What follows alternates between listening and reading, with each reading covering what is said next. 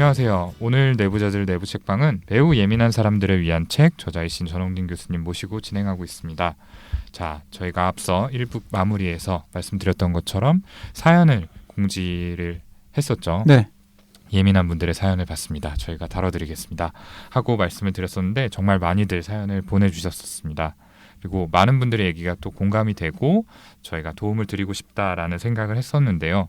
아무래도 시간 관계상 한 가지 사연을 좀 뽑아서 이야기를 나누도록 하겠습니다. 먼저 사연 듣고 이어서 이야기할게요.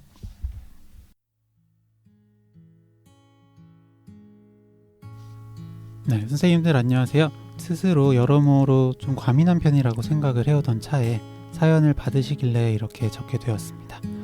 저는 사람들의 비언어적 사인에 굉장히 예민한 것 같아요. 그런데 그게 부정적인 사인일 때 필요 이상으로 신경을 쏟게 되어 힘들 때가 많습니다. 이미 아주 많이 친한 사람들이 아니면 뭔가 그런 부정적인 기색이 감지될 때 어찌해야 할지를 모르겠어요. 그러니까 나와의 대화에 조금이라도 흥미가 없어 보인다거나 날 피하려고 하는 것 같다거나 어떤 때는 제 느낌이 맞고 어떨 때는 과민한 거겠죠. 그 사람이 다른 이유로 그렇게 행동한 것일 수도 있고요. 그런데 저는 자꾸 그 모든 게 제 탓인 것처럼 느껴져서 마음이 무거워지고 민망하거나 자괴감까지 들 때가 있어요. 만나는 모든 사람이 다 저를 좋아할 수도 없는 일이고 또 그런 일들이 제 단순한 착각일 수도 있다는 것은 알기 때문에 티를 내지 않으려 하지만 아마 상대방도 그런 불편한 기색을 느낄 거라고 생각해요. 그래서 사람들 만나는 게 어렵게 느껴지기까지 합니다. 연애 상대든 그냥 알게 된 지인이든 새로 사귄 친구든 정말 대놓고 나를 좋아해주거나 이미 친한 사람이 아니면 기본적으로 상대방이 나를 좋아하지 않을 거라고 생각하고 대하게 돼요. 그래서 가까워지기도 어렵고 저는 이 소수의 친한 사람들과 농담을 하고 놀 때는 꽤 유쾌하고 재밌게 농담도 잘하는 편인데 낯선 사람들 앞에서는 그런 모습을 전혀 드러내지 못해요. 긴장을 많이 하는 것 같고 너무 어색해서 차라리 그냥 아무도 안 만나고 싶을 때도 많습니다. 예전에 남자친구를 만날 때 사귀기 전에 친해지는 과정에서도 그의 행동 하나하나가 읽힐 때가 종종 있었습니다. 다른 사람의 정신이 팔려 있다거나 나한테 거짓말을 한다거나 그런 일들이 그 사람의 평소 말투나 표정, 연락 빈도 등등 앞뒤 상황과 비교해보면 훤히 보이는데 그런 걸 알아채는 게 너무 피곤하기도 했습니다. 솔직히 자잘한 말실수나 애교로 지나갈 거짓말 같은 것까지 다 머릿속에서 따져들게 되는 거예요. 그러다 보면 또 기분이 나빠지고요. 때론 확인해보고픈 마음에 그게 제 오해인지 아니면 정말 그런 건지 물어보기도 했거든요. 그러면 상대방은 제가 오해하는 거라고 발뺌을 할 때가 많아요. 그리고 오해해서 기분이 나쁜 건지 아니면 저한테 생각이 읽혔다는 거에 기분이 나빴는지 좋아하지 않더라고요. 어떤 사람은 화를 내며 저에게 망상이라고까지 쏘아붙인 적도 있어요. 제가 과한 생각을 했을 수는 있지만 저는 아무래도 제 판단을 믿지만 때론 제가 긁어부스럼을 만드는 경우도 많았을 거라고 생각합니다. 그래서 이렇게 세세하고 따지고 드는 게 좋은 방법은 아닌 것 같다. 이런 결론도 내봤고요.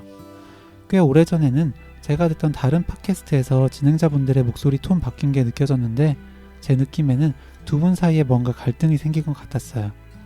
재밌게 듣던 팟캐였는데 두 분 사이에 뭔가 문제가 있다고 느껴지니까 또 너무 듣기가 괴로운 거예요. 그래서 메시지를 보냈거든요. 두 분이 혹시 싸우셨는지 목소리가 달라져서 마음이 안 좋다 그런 이야기를 적었던 것 같아요. 그랬더니 이후에 방송에서 한 분이 약간 화를 내셨어요. 제 메시지에 대한 답이라고 특정하진 않으셨지만 듣는 분들 중에 넘겨짚는 분들이 계시다. 들리는 거랑은 다른 거다. 그런 식으로 답을 방송 통해 하셨던 것 같아요. 저는 또 그분들 기분을 상하게 한 걸까 마음이 괴로웠습니다. 그 다음부터는 특히 개인적인 친분이 없는 분들에게는 특히 더 말조심을 하게 되었습니다. 왜 이렇게 좋은 건 잘 안 보이고 나쁜 것만 보여서 스스로를 괴롭히는지 모르겠습니다. 저희 엄마도 제게 왜 이렇게 뾰족하게 자랐을까 하면서 안타까워 하시더라고요. 둥글둥글 지내고 싶은데 그런 척 해봤자 가면인 것도 다 티가 날 것 같고 마음껏 뾰족뾰족하게 살자니 더 외로워질 것 같아서 걱정입니다.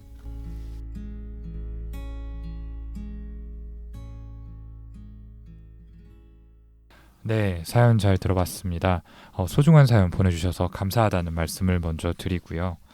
사연자분께서 이제 사람들과 대화할 때 세세한 부분들을 놓치지 않고 신경을 좀 쓰시게 된다. 그리고 특히 부정적인 사인들을 자주 알아채게 된다라고 하셨는데 참 이게 에너지가 많이 들고 힘드실 것 같다라는 생각이 들어요.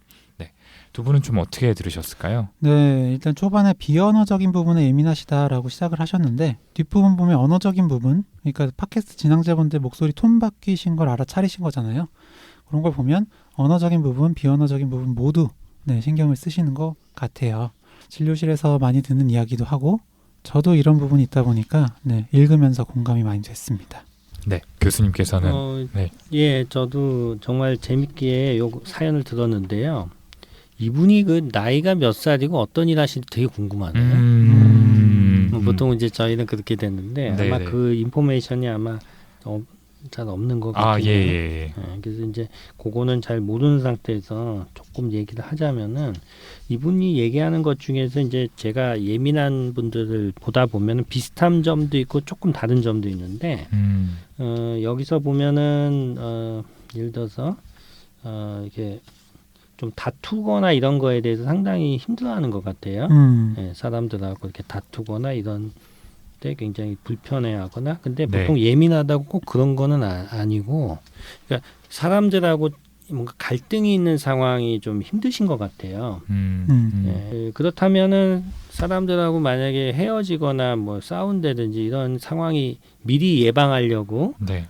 자기가 이제 굉장히 신경을 많이 쓰게 되거든요. 그래서 이런 경우는 이제 어떠냐면은 뭐 정확하게 지금 사연을 알 수는 없지만은 어떤 사건 이후에 그렇게 된 건지 아니면은 예전에 이제 어릴 때부터 그랬는지 그런 걸 아마 조금 그게 중요할 것 같아요. 포인트가. 그러니까 보통 어떤 예를 들어 큰 뭔가 그렇죠. 이별이라든지 네. 상실 이후에 이런 경우가 많아요. 그러니까 뭐 누가 하고 갑자기 뭐 돌아가셨다든지 뭐 그런 일이 이벤트가 큰 게 있을 수도 있고 근데 그렇다면은 그 이벤트가 이 사람한테 큰 영향을 줬을 거예요.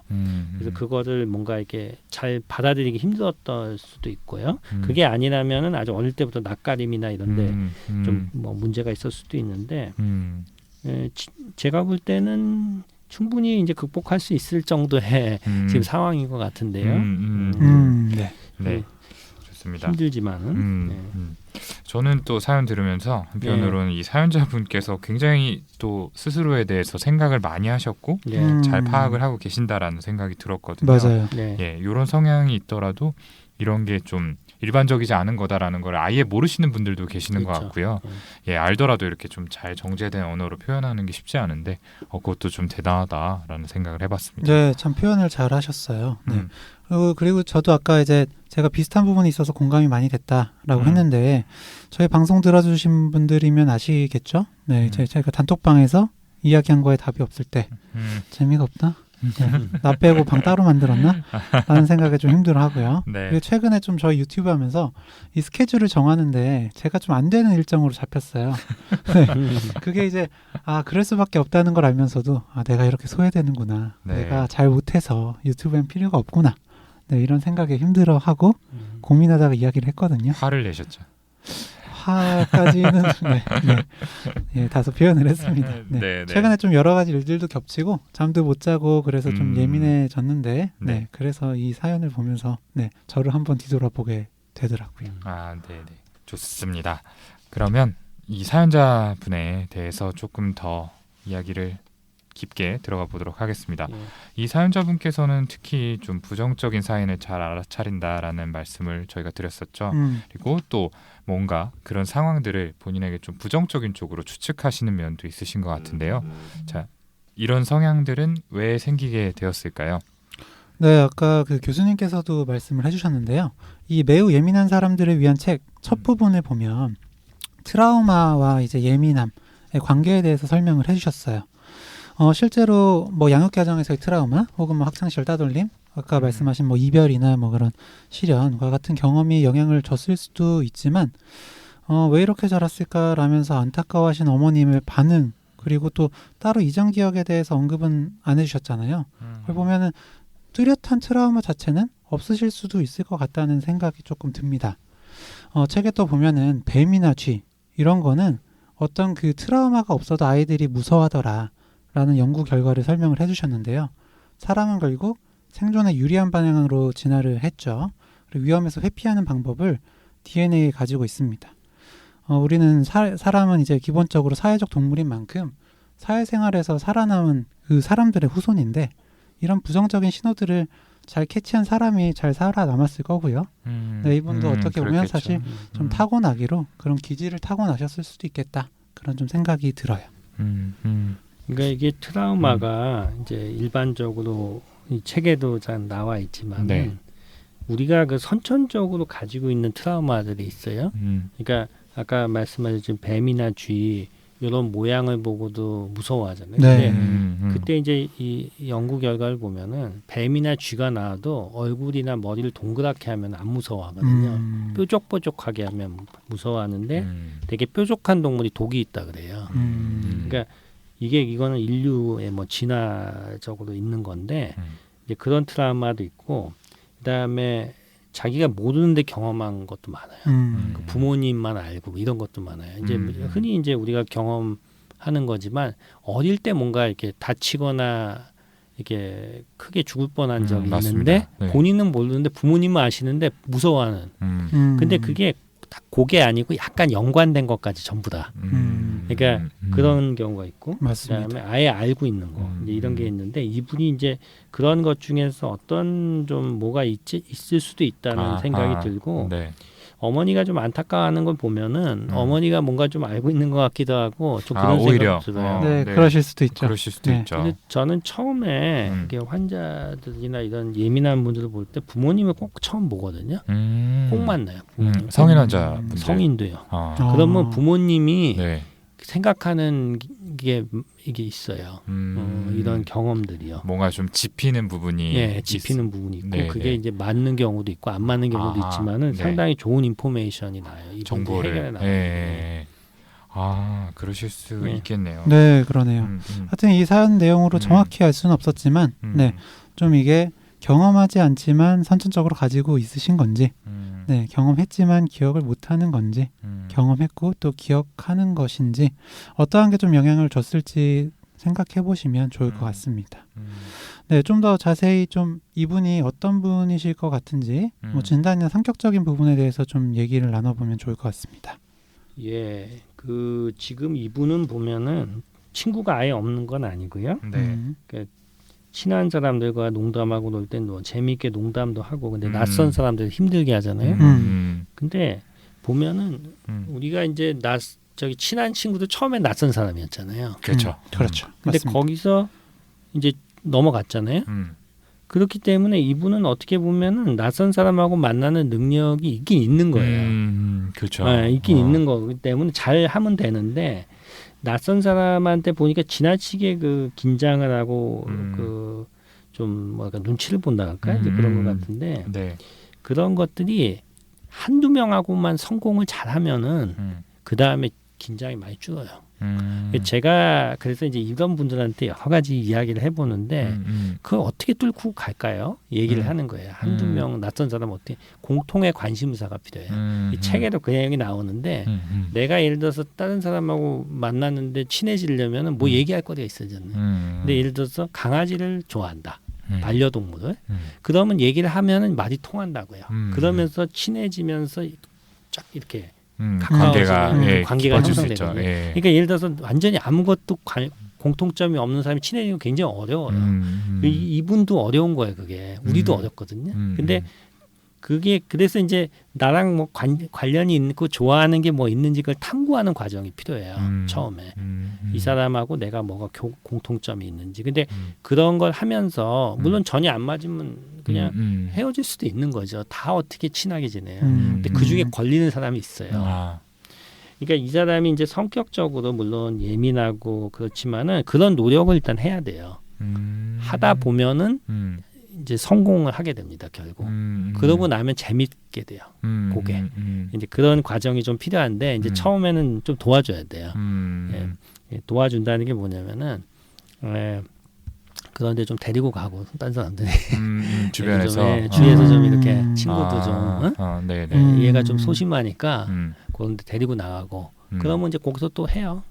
요 정도 펑션이면은 내가 볼 때는 잘 할 수 있을 거예요. 네네. 그러니까 성공의 경험이 결국 필요하다라는 네. 말씀이신 것 같아요. 그러니까 그게 처음에 몇 번 쌓이고 나면은 그걸 바탕으로 또 그렇죠. 예, 더 자신 있게 관계를 맺을 수가 있으니까. 네. 네네. 맞습니다. 저는 뭐 애착이라는 관점으로도 조금 생각을 해봤는데요. 이분이 보면은 이제 연애 상대든 지인이든 새로 사귄 친구든 이제 친한 사람이 아니면 기본적으로 나를 좋아하지 않을 거라고 생각을 한다. 이렇게 얘기를 하는 부분들이 있었잖아요. 그래서 이제 애착 이론의 관점에서 보면은 애착 유형 중에 몰입형 에 해당이 되지 않을까라고 생각을 하고 네. 이 몰입형은 스스로에 대해서 좀 부정적으로 생각을 하는 반면에 타인에 대한 이미지는 굉장히 긍정적이기 때문에 결국에는 다른 사람이 나를 밀어내거나 떠나가지 않을까 하는 불안을 겪습니다. 그래서 이제 상대의 반응에 신경을 쓰는 거죠. 예.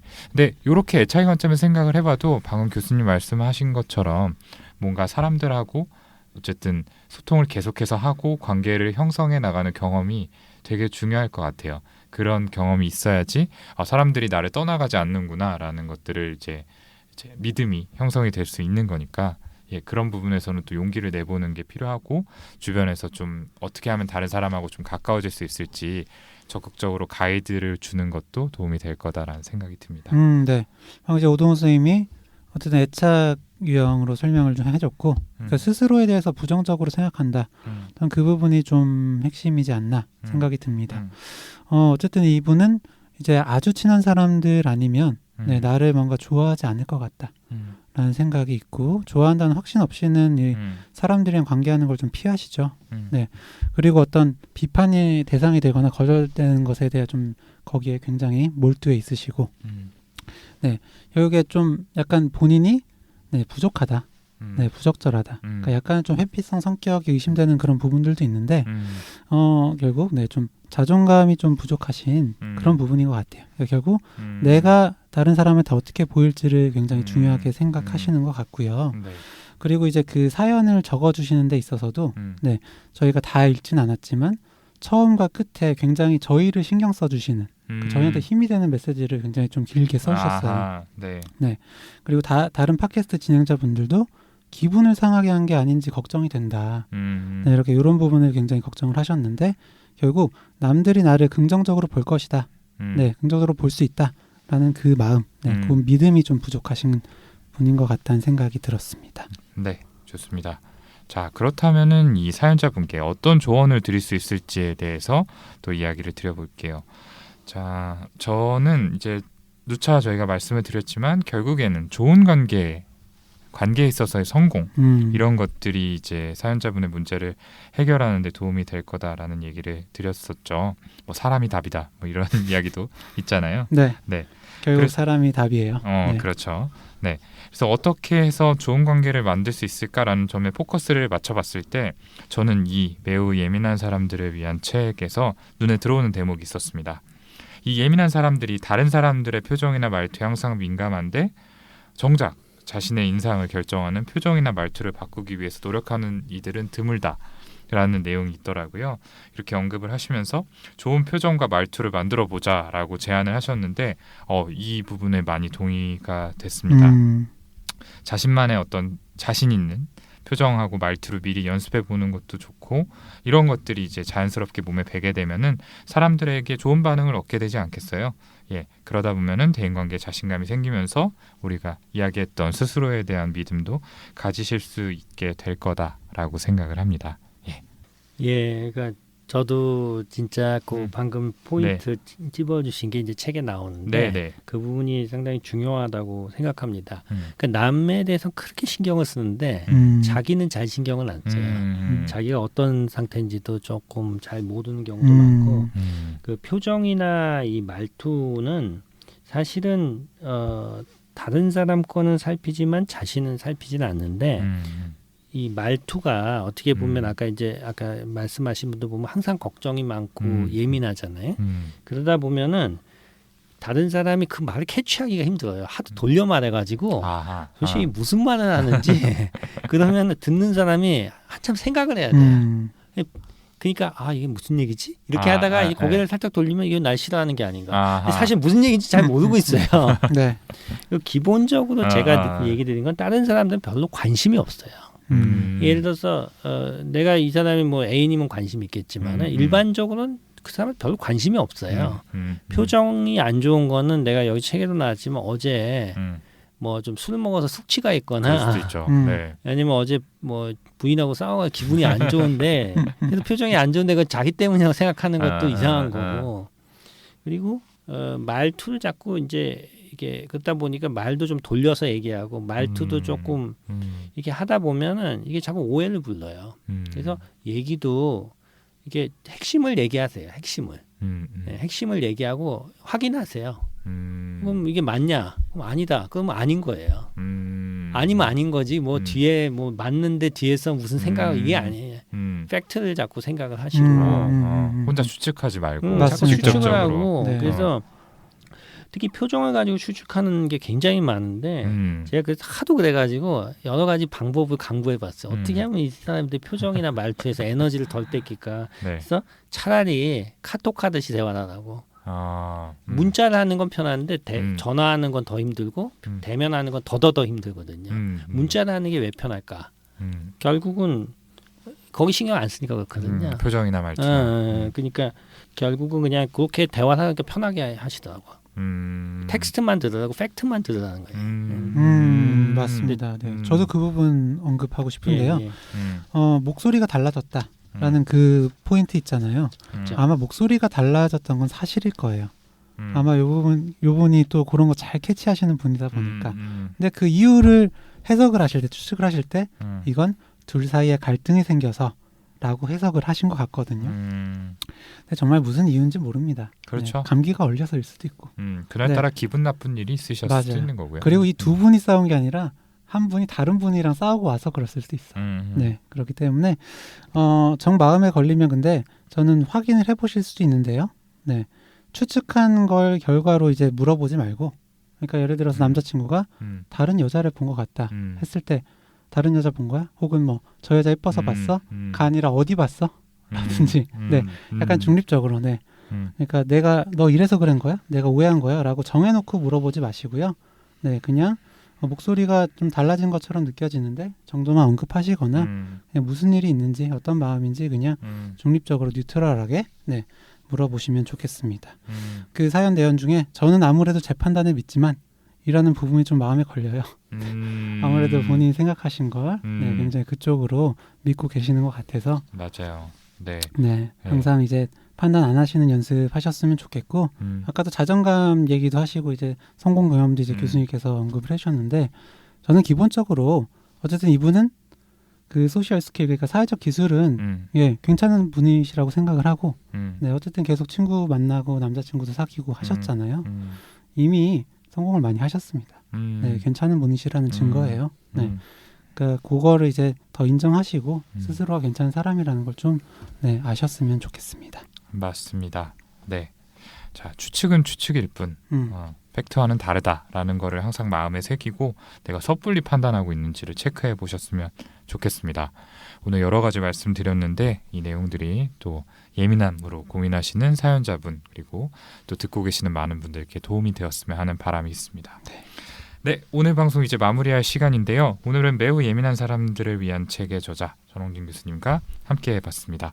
자, 교수님 어떠셨나요 오늘 방송? 네, 오늘 너무 만나 뵈서 반가웠고 또 이 책이 매개가 되긴 했지만은 네. 같이 이야기를 해보니까 저도 많이 생각을 하게 되고 또 우리 예민한 분들 이런 분들이 어떻게 더 도움을 드리는 방법이 없을까 여러 가지 또 고민을 하게 되네요. 네. 그리고 좋은 시간이었던 것 같습니다. 네, 교수님께서 첫 출연답지 않게 너무 말씀을 잘해주셔가지고 네. 네, 아주 방송이 풍성하게 흘러갈 수 있었던 것 같습니다. 네, 자 오늘 내부 책방은 여기까지고요. 저희는 다음 시간에 더 흥미롭고 유익하고 재미있는 컨텐츠 들고 다시 찾아뵙도록 하겠습니다. 감사합니다. 감사합니다. 감사합니다.